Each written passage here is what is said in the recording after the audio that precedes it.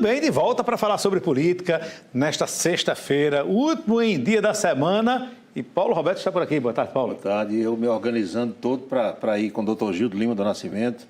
E ia convidá-lo também para a gente ir para o show do Toquinho. É muito bom. Aí cheguei aqui agora, Reginaldo Bastos disse, não, senhor, os ingressos para vocês são do show de Zé Catimba. Vocês não vão assistir Toquinho. Zé Catimba, muito bom. Vamos assistir Zé Catimba também, é uma opção. Embora. Porque quem cuida dos ingressos é o Reginaldo, né? A gente vai para onde ele determina. É verdade. Vamos ver o show do Zé Catimba. Não vai lá para o Tudo Toquinho. em paz, tudo tranquilo? Tudo sob controle.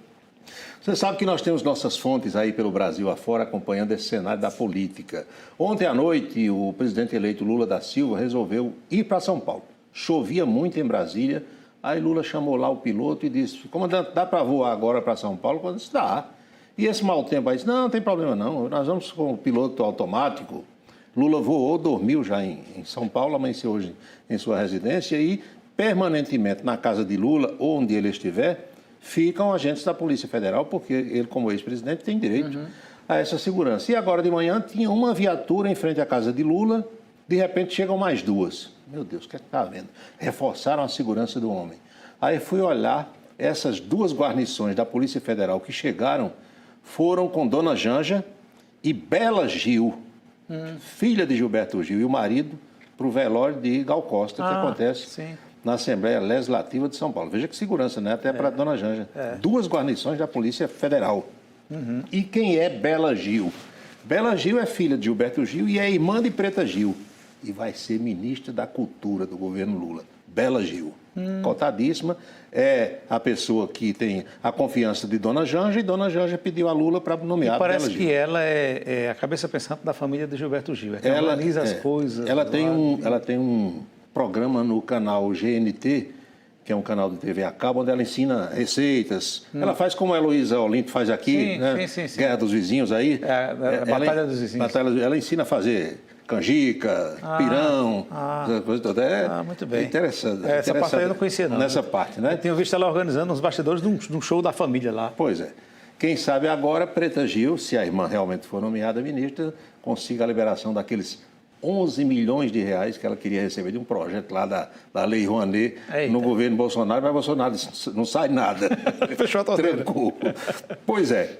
E o discurso de Lula de ontem, minha gente, está dando o que falar. O discurso sobre economia, sobre furar o teto de gastos, uma confusão.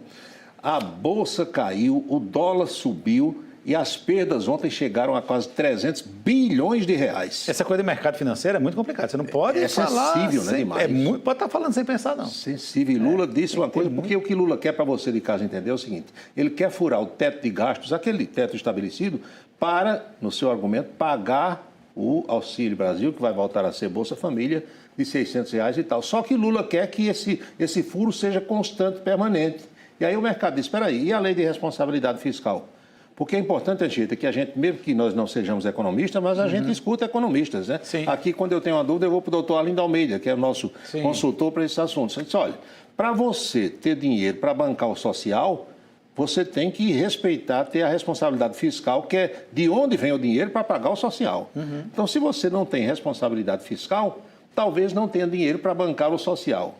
Está dando uma confusão terrível. Nós tivemos, por exemplo, Henrique Meirelles, que apoiou Lula, Armínio Fraga falando. Vamos ver o que o Henrique Meirelles disse. No telão, por favor, Sinaldo Luna. Meirelles diz a investidores que o governo eleito de Lula tem 65% de chances de ser parecido com o de Dilma. Se for parecido com o de Dilma, vai ser um desastre na economia. A gente sabe o que aconteceu no governo Dilma, né? E o mercado, isso para o mercado é bastante complicado, né? Armínio Fraga, que é um economista de primeira linha, ligado aos tucanos, a Fernando Henrique, e que também hipotecou solidariedade a Lula, deu uma entrevista agora de manhã, também dizendo que está decepcionado com o que Lula disse, que é completamente diferente do que ele vinha dizendo até o dia 30 do mês passado. E nós temos o paraibano Maílson da Nóbrega, que também deu entrevistas, e preste atenção aí, você vai sair na sua tela, o que foi que disse o paraibano. Maílson da Nóbrega declara, Lula assusta o mercado com um discurso irresponsável. O problema é o seguinte, Lula tem que entender que esse tempo agora não é o tempo do outro governo dele. 2002 era uma coisa, 2022 é outra coisa. E aí, coisa. até na hora de falar, precisa ter cuidado, porque não pode estar dizendo o que disse naquele tempo em muitas situações. É verdade, né? Houve uma verdadeira revolução no mercado. Isso repercute no mundo todo. Eu hoje já andei lendo o Financial Times, o The New York Times, o The Guardian, o Le Figaro, são jornais importantes do mundo todo. Todos eles dão destaque a essa declaração de Lula. E Lula foi procurado ontem, quando ia embarcando para São Paulo, à noite, o repórter gritou: presidente, e o discurso? Ele disse: esse mercado está com uma sensibilidade muito grande, eu estou pensando no social. Ele confirmou que vai ser isso mesmo. E a gente até entende que a grande bandeira dele é social, só que não pode desagregar uma coisa da outra. Desconectada, aí onde está, né? Não tem condição. Agora, quando a gente olha, como eu acompanhei hoje, uma reunião da equipe econômica de Lula, que ainda não há definição de ministro, mas tem aquelas pessoas da consultoria econômica. Sabe quem estava lá? Guido Mantega apareceu. Apareceu Paulo Bernardo, aquelas figuras. Paulo Bernardo é ex-esposo de Gleice Hoffmann, né? Eles se separaram, mas foi ministro também, inclusive das comunicações. Isabela Teixeira, lembra dela? Sim. Foi ministro, está lá no Egito. Encontrou-se lá com Marina Silva, e esse pessoal não tem lá um conceito, digamos assim, muito legal junto ao mercado, não. Lula viaja na segunda-feira para o Egito, vai participar da cúpula do clima na quarta e na quinta e retorna por Portugal, onde será recebido pelo primeiro-ministro e também pelo presidente português. Isso. Pois bem, ontem, meus amigos, foi falado também sobre a história do orçamento secreto. Procuraram saber de Lula, de Aloysio Mercadante, como é que é o orçamento secreto. Não, o orçamento secreto, ele tem o apoio de boa parte dos congressistas e Lula só terá a aprovação da PEC, essa PEC que vai ser votada, se mantiver o orçamento secreto, se garantir que mantém. Agora, isso tem uma guerrazinha também, sabe, de gato e rato, pelo seguinte, porque determinadas posições Lula só adotará a partir de quando assumir, é claro, ele só assume 1º de janeiro. E ele precisa do Congresso agora. Aí tem congressista, porque não tem bobo no Congresso Nacional. Não, isso aí nem entre deputados e nem entre senadores. Aí, então, peraí, a gente aprova agora o que Lula quiser, e se quando ele assumir mudar o discurso e não cumprir a sua parte? Olha só que confusão. Já querem segurança, né? Já querem segurar as coisas agora. Sobre isso aí. Então, vamos aguardar os acontecimentos. No âmbito da Paraíba, depois daquela reunião da governadora em exercício, Lígia Feliciano, com os membros da bancada paraibana em Brasília, o pessoal se reuniu e disse: olha, 15 projetos para que nós destinemos as nossas emendas.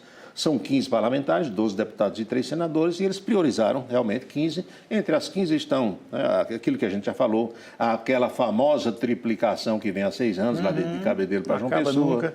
Uma maternidade para Campina Grande, que é defendida por Romero Rodrigues, pelo prefeito Bruno Cunha Lima, Hospital de Trauma do Sertão, essas coisas todas. Agora, o martelo será, de fato, batido na próxima segunda-feira, quando aí sim essa definição acontecerá por parte dos 15 membros da bancada paraibana. Com o retorno do governador João Azevedo à ativa na próxima quarta-feira, depois do feriado, é claro que ele vai definir quem se mantém no governo, as modificações que precisa fazer, porque é um novo mandato, normalmente tem alguns ajustes e tudo isso está sendo aguardado pela equipe do governo. Eu falei em Romero Rodrigues e Romerito, como a gente chama brincando com ele, garantiu que vai cumprir os 4 anos de mandato de deputado federal. Porque tem uma especulação, né? Romero é candidato a prefeito. O que é que o Romero está pensando? Não, eu fui eleito deputado e vou cumprir o meu mandato. Eu acho que ele está pensando na campanha de governador daqui de 26, né? Está pensando em 26, 2026, mais ou menos por aí. Pois é, e a boca maldita de hoje? Sexta-feira? Sim, sexta-feira está mais leve, né? Não, que nada. Nem na sexta. Com essa nota que saiu hoje de manhã das Forças Armadas, você viu? Saiu uma nota agora de manhã. A pressão de alguém que não gostou lá da nota. Teve uma nota assinada pelos 3 comandantes militares da Aeronáutica, do Exército e da Marinha, defendendo, preste bem atenção, de acordo com a Constituição, defendendo as manifestações. A Constituição da República Federativa do Brasil garante o direito de você se manifestar, desde que ordeiramente, sem bloquear a estrada, sem brecar o direito de vida das pessoas. E a nota também tem um alvo assim onde a flecha atingiu. É o ministro Alexandre de Moraes. Ao mesmo tempo em que a nota condena manifestações que prejudiquem a população, ela também condena quem queira proibir essas manifestações. É o caso de Alexandre de Moraes. Mas a pergunta da boca maldita vem assim: pergunta para a Anchieta o que é que os políticos conversam por trás das cortinas.